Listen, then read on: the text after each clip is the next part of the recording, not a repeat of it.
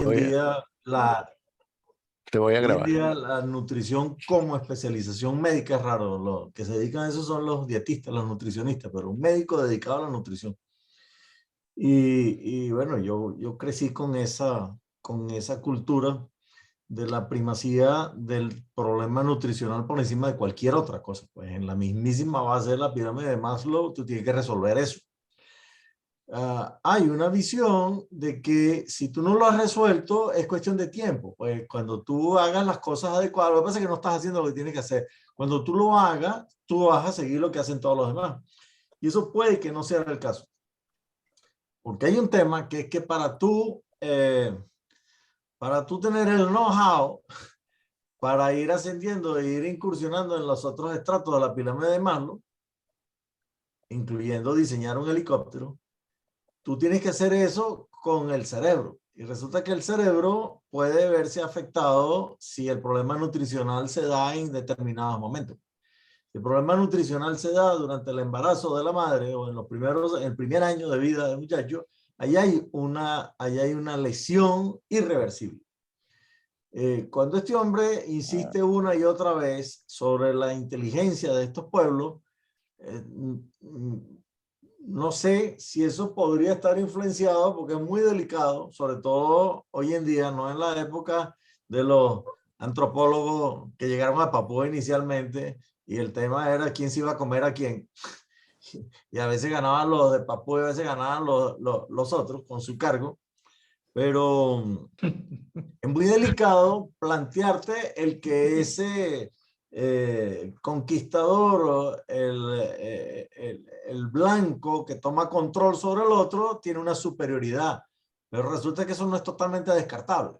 Sí, y solo si las fuentes nutricionales de ese pueblo son lo suficientemente escasas, donde no hay los mínimos, si tú no tienes los mínimos, tú tienes un desarrollo somático que no es cultural, no es intelectual, no es un tema de menos ignorancia, más conocimiento, sino es un tema del diámetro de la circunferencia encefálica y del volumen del cráneo. Yeah. Yo creo que lo de la que Jared estructura. Diamond dice es que no hay diferencia genética, pero claro, lo que tú estás diciendo es, pero si desde que está gestándose el bebé la nutrición no es Claro, la claro. misma. Claro, pero es muy delicado para este hombre decir, no, es que estos tipos son inferiores a nosotros. Es muy delicado decirlo, pero Él no yo lo no estaba sé. diciendo, él lo que dice es que esa No, era pero la es que no lo visión, puede decir, por eso te digo pero que es es que muy esa era delicado. la visión Él dice, son iguales que tradicional. nosotros. Si a ti te hubiera tocado la suerte que me tocó a mí, tú estarías diseñando los helicópteros. Pero no le tocó, y como no le tocó, la trayectoria que ha seguido, puede que eso haya dejado una tara. A mí me gustaría ver si hay unos estudios que documentan que efectivamente esa gente, lo único que les hace falta son oportunidades. Si tú le das la oportunidad, van a ser igualitos que los otros. Y yo tengo mis reservas si eso va a ser así. Bueno, Porque también por hay un eso daño en el desarrollo. puse el video de la señora Yanomami mudándose a New Jersey. Y, o sea, lo que No, entiendo, no. No, ella, no, no, es que no me estoy expresando. No es un tema cultural, no es un tema de desarrollo humano, es un tema de desarrollo neurológico. El tema es que tú, y fíjate que ese muchacho, tú lo viste caminando al lado del otro, era la 2/3 partes de la estatura del otro, cuando camina con el otro. ya, Hay una, ya va, ¿quién estás hablando? ¿El el chico? hijo de la Yanomami, el hijo de la Que Yanomami en los Estados Unidos caminando con el que lo está entrevistando y le da como por aquí, por debajo del hombro, de la estatura. ya. Eh, esa cita que dijo Nicolás, que él estaba por allá y que está en la precariedad. Por una circunstancia, bueno, la semana que viene me van a entrevistar a mí sobre este tema. Sobre el tema del impacto, sí, el tema que está teniendo el impacto del estado nutricional del venezolano sobre la educación. Y entonces me he estado documentando, he estado leyendo y hay trabajo del 2020, tan reciente como el 2020, hace un par de años, donde el 53% de las poblaciones de Maniapure tienen una desnutrición severa. Los niños, esos niños tienen un daño cerebral irreversible, irreversible. Tú los corriges a ellos en algunas cosas. Tú, por ejemplo, puedes recuperar el peso. Ellos tienen un peso muy por debajo del que le corresponde a su talla y estatura. Pero ese lo puedes nivelar. Recuperan el peso, pero no recuperan la estatura. Esa no la van a recuperar. pero es que no va Claro. a recuperar el daño cerebral tampoco. Claro, pero a Entonces, ver, Pablo, lo que se me ocurre de lo que ajá, dice el video, por lo menos, o lo que yo entendí de este señor de Diamond, eh, yo entiendo que genéticamente no hay una inferioridad propia. Si tú agarras, por decir algo, agarras una de estas tribus y nutricionalmente resuelves el problema por más de una generación, lo que yo interpreto es que, bueno, resuelto el problema nutricional y todo lo que tú señalas, que tiene todo el sentido del mundo, ese daño, digamos, acumulativo empieza a revertirse y las nuevas generaciones, pues, tienen todas las condiciones entre genéticas y nutricionales para desarrollarse como cualquier otra civilización de Eurasia, de todos estos lugares Bueno, donde se inventó, ¿no? el hijo de la Yanomami, está por hacer como era su máster en biología. Exacto, eso, sí, sí, exacto. yo intuitivamente creo que eso debe ser así como tú lo dices, Arturo. Estoy totalmente de acuerdo contigo. Ojo, anotá, eso es más de una generación. Fíjate que Claro, claro. ese niño que viene de un embarazo donde la madre no estaba bien nutrida, donde no recibió la lactancia materna, donde no recibió las otras alternativas a los productos lácteos, donde no recibió los nutrientes adecuados, lo metes en el colegio, pero resulta que los maestros vienen con el problema. Esos maestros Claro. que están formándolos en la escuela son también productos de ese asunto, o sea que están atrapadísimos. Tendría que venir más de una generación y probablemente con ayuda de afuera muy importante, sostenida en el tiempo. No, no, lo que tú dices tiene sentido. Fíjate, caso de mi familia particular, mi mamá siempre habla de que mi hermano el mayor, ella no sabía muy bien alimentarlo y como ella tampoco se alimentó muy bien en el embarazo, mi hermano salió medio flaco y medio débil. Y entonces mi hermano ciertamente el mayor ha sido un poco menos que el resto en términos no intelectuales, sino ha sido un poquito más enfermizo. Ha estudiado en las mismas universidades, ha estudiado en las mismas oportunidades y se ha desarrollado como el resto. Ahora, pero mi mamá recuerda que le hacía cosas como concentrados para tratar de compensarlo, pero ella siente que simplemente un micro experimento, lo que tú dices, en un embarazo de una familia, digamos, occidental, obviamente tiene esa afectación. Lo que tú dices, digamos, hecho una tribu en el medio de la nada, donde esto se ha perpetuado por generaciones y generaciones, ciertamente tiene probablemente un daño acumulado que, como tú dices, no es reversible, pues, y tiene todo el sentido que plantea. Sí. A ver, yo lo que interpreto de cuando Jared Diamond le dice al que le hizo la pregunta, si tú hubieras nacido en el lugar en el que nací yo, hubiera, pues probablemente habrías podido diseñar un helicóptero. Yo creo que es una forma de decir, o sea, yo no lo tomo tan literal, ¿eh? Yo creo que es una forma de decir que si tu entorno el entorno de tus ancestros hubiera sido el que yo he tenido, que eso va totalmente en la línea de lo que dice Pablo. O sea, Claro. porque en el ambiente donde se desarrolló Jared Diamond, pues el problema nutricional no es el que tenían en donde estaba el otro, ¿no? Entonces, yo no lo tomo tan literal, ¿eh? O sea, yo creo que no es tan literal su frase, pero puede ser, o sea, es una interpretación. Yo algo que leí, no me acuerdo si fue en el libro este de Jared Diamond, pero algo que leí hace un tiempo en cuanto al desarrollo del desarrollo de las civilizaciones, es que decían que los extremos no eran buenos. Es decir, si era una civilización o una tribu, por decirlo de alguna manera, que estaba en un entorno totalmente desfavorable, todo su tiempo era dedicado a la supervivencia. Claro. Y por el contrario, en el otro extremo, si un grupo humano, el que sea, como se le llame, está en un entorno absolutamente favorable, donde lo tiene todo, tampoco tiene por qué desarrollar, o sea, no tiene motivos para buscar nada más. Entonces, que el desarrollo se propiciaba en el término medio. Eso Eso me parece. suena a condiciones de ricitos de oro. No, Sí, sí. ese es el caso de la clase media. La clase media es el resorte de un país, porque las clases con muchas dificultades están lidiando con la supervivencia, pero las clases muy altas muchísimos de esos muchachos están dañados porque realmente no se desarrollan, no desarrollan ni la curiosidad siquiera, No, ni se hacen exacto. preguntas, porque tienen todo resuelto. Quien saca adelante un país es la clase media, típicamente. Buen punto. No había oído ese argumento, suena muy interesante. Bueno, no sé si este debate va en lo que llaman nature versus naturaleza versus crianza, pero por otro lado, creo que lo que Jared Diamond quiere criticar es la interpretación fácil que se hacía, digamos, hace 100 años, que era, los europeos son genéticamente, o sea, son superiores, Una raza superior. sí, que era una raza superior. Superiores. No como raza genética, sino que el producto, el vector resultante de todas sus circunstancias lo colocan en una superioridad franca.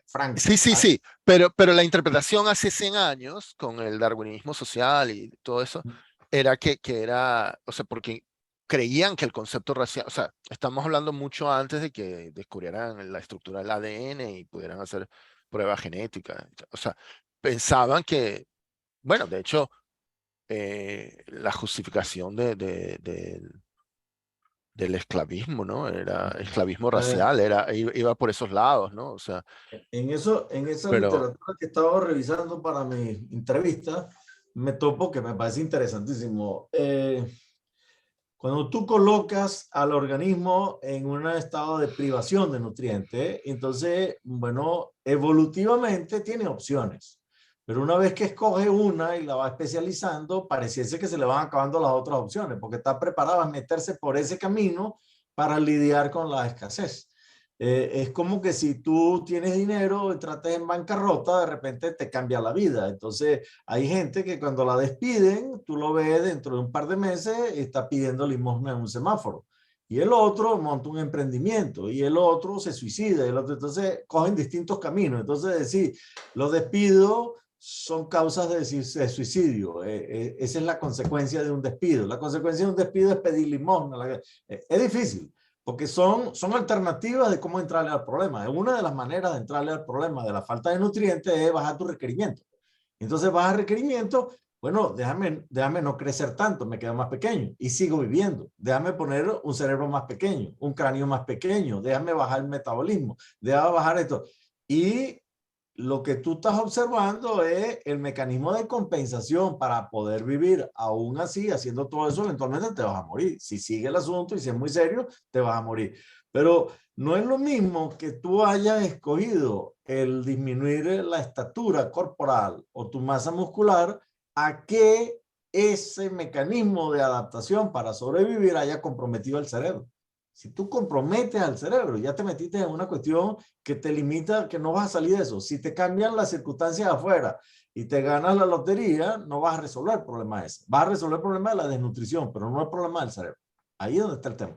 Yeah. Y hay ciertas evidencias, y eso es más difícil, porque eso sí podría explicar la baja estatura de este muchacho, que algo de eso, del problema nutricional, tenga implicaciones genéticas. Podría ser el caso. Que hay un mecanismo de adaptación, como son tantísimas generaciones que vienen sometidos a esto, no es una cuestión coyuntural, es una cuestión estructural, que ese pueblo Yanomami se haya metido por algo en donde apaga una enzima y esa enzima tiene que ver con resolver el problema de supervivencia, pero esa enzima se transmite genéticamente, ese switch apagado. Entonces, recientemente he escuchado, hay un término epigenético que parece que tiene varios significados, pero uno de ellos es como que hay algún factor que puede afectar no a los genes, sino a la expresión de los genes, algo así. Es complicado, porque a veces eso es lo que explica por qué él fuma y ella desarrolla el cáncer de pulmón y él no. Que tú tienes un gen que es protector y naciste sin ese gen. No, tú tienes un gen que es oncogénico, pero necesitas de fumar, pero no fumaste nunca, entonces no te da tampoco. Entonces, es una combinación de que tú traes un terreno, pero necesitas encontrarte con algo en el camino para que eso se exprese, y ese es el componente epigenético. El otro no, el otro es cultural, es una cuestión cultural. pero cuando hay un vínculo con lo genético, es la combinación de algo que tú te encuentras en nature o en nurture con una cosa que tú adquiriste. La pregunta es si genéticamente la gente de Papúa que come la pulpa de esa palma y se adaptaron a eso, bueno, por una parte no les está dado de estar por ahí diseñando helicópteros, porque no van a poder vivir, tienen que resolver el primer estrato de la pirámide de Maslow y que eso se lo transmitan a los muchachos, que la hija de la Yanomami en los Estados Unidos nace bajo de estatura. Todo eso está, todas esas cosas están sobre la mesa. Es un campo interesantísimo. La sesión de hoy me ha parecido extremadamente interesante, Gustavo, y bueno, estoy sensibilizado al tema y me parece que las implicaciones sí, son... me parece que un día nos podrías dar una charla de Nature versus Nurture. Pero déjame Pero prepararme. yo quería mostrarles lo de Jared Diamond porque, claro, en el curso de Big History entran y te empiezan a hablar del origen de la agricultura, pero, o sea, este capítulo de Jared Diamond, o sea, creo que muestra lo importante de eso en el resto de la historia, o sea, y fue un punto de vista de la historia, o sea, para mí es como la mejor respuesta que he tenido por qué Europa, o sea, los europeos conquistaron los pueblos de otros continentes. Bueno, aunque él habla de Eurasia, claro, perdón, creo que en el documental no llegan a hablar porque en el libro él hace una comparación entre Europa y China, porque, o sea, ¿por qué China no conquistó el mundo? Que pudo hacerlo. Ellos tuvieron unas naves enormes con las que visitaron África antes de que Colón llegara a América. Pero dice, como que ya era un país unificado y como que los líderes dijeron, no hace falta, o sea, fueron como no era conquistar, era como a explorar, pero decidieron cerrar el asunto. Pero que en cambio, Europa es un montón de penínsulas, islas, está todo fragmentado geográficamente y eso lleva a fragmentación política. Entonces, que si a Cristóbal Colón le decían que no, o a Magallanes le decían que no en Portugal, bueno, se iba a España. O sea, tenían varias opciones, había mucha competencia entre los europeos. Entonces no era, es como que China, como era uno solo, cometió el error de no proseguir con la exploración de otros continentes. Y entonces, no. Pero en cambio los europeos, algunos decidieron no hacerlo, otros sí. Y hubo una competencia, bueno, hay una historia interesantísima ahí de... A mí me parece muy enigmático los chinos. Yo tuve la oportunidad de ir a la China. Uno, no sé, intuitivamente uno pensaría, esta gente con tantos milenios, con tanto territorio y con tanta población, ya a estas alturas deberían de tener un poco resuelto el tema nutricional, pues. Y ellos deberían de haber dado con una fuente de alimento que satisfagan los requerimientos y en una manera más o menos concentrada. Pero Dos comidas al día y con eso resuelven. Y tú te vas allá y en una calle, de lado y lado hay un sitio de comer y aquí, y aquí, y aquí. Y son las 8 de la mañana y los chinos están comiendo. Son las 9, las 10, las 11, a la hora que sea, ellos están comiendo y comen. Y cuando tú ves una mesa, hay una cosa giratoria así, hay 10 platos ahí y comen y comen y comen. Y eso es todo el día comiendo y eso no tiene ningún valor nutricional. Todo eso que tú ves que están comiendo, eso son unas cosas al vapor, son unas cosas vegetales, hervidas y tal y cual. Eso no tiene valor nutricional. ¿Cómo dices staple food en castellano? La comida... Chatarra. ¿Ah? Comida chatarra. No. Staple food es como el arroz lo usamos para acompañar los platos. Sí, Allá, por ok. ejemplo, allá en Venezuela. Sí. O puede ser el trigo, o puede ser El plato, el predominante. el que da carbohidrato, creo. Ese es el trigo. El trigo es el que nutre. Como el Pero, hombre. pero allá en China tienen el arroz, ¿no? El arroz, por eso te digo, el arroz es el que le saca la pata del barro a ellos, pero de alguna parte del asunto, pero no de toda la parte. Ahora, ya te digo, ellos comen y comen y comen todo el día y son flacos, flacos. Los del sur, los del norte tienden a ser más como los mongoles, que son de baja estatura, rechonchos, con los ojitos cerrados, gordos, con la carita de un Buda. Ese es el biotipo. Pero los del sur son esos que son espigados, huesudos, con una barba, unos pelitos, y las costillas afuera son flacos, flacos, flacos. Bueno, como Pablo sabe, yo estuve explorando la posibilidad de hacer una charla de sociobiología y para hacer eso estuve viendo videos de un profesor que se llama Sapolsky. Hubo un día que les mostré un video de él cuando estábamos viendo fractales, creo. Era el que dio los fractales en el cuerpo humano. Y Robert Sapolsky de la Universidad de Stanford. Y en una entrevista que le hizo un ruso hace poco, un disidente ruso que tuvo que emigrar, Sapolsky mencionó algo curiosísimo. Dice que la cosecha del arroz es una actividad comunal. En cambio, la del trigo es individual. Y que en China hicieron un experimento en una ciudad universitaria, no con los campesinos, sino con los nietos de los campesinos. Y el experimento que escribió era que en un Starbucks, las sillas de 2 mesas las pusieron bloqueando el paso. Y, o sea, él cita que en un artículo, y lo busqué, no me acuerdo dónde es el artículo, que los nietos de los que cultivan arroz se dan la vuelta alrededor sin mover la silla, y los nietos de los que cultivaban trigo separan las sillas y pasan por el... Ve, tú interpreta eso. Súper interesante. Oye, ¿cuándo hablaste de los fractales en biología? Oye, me lo perdí.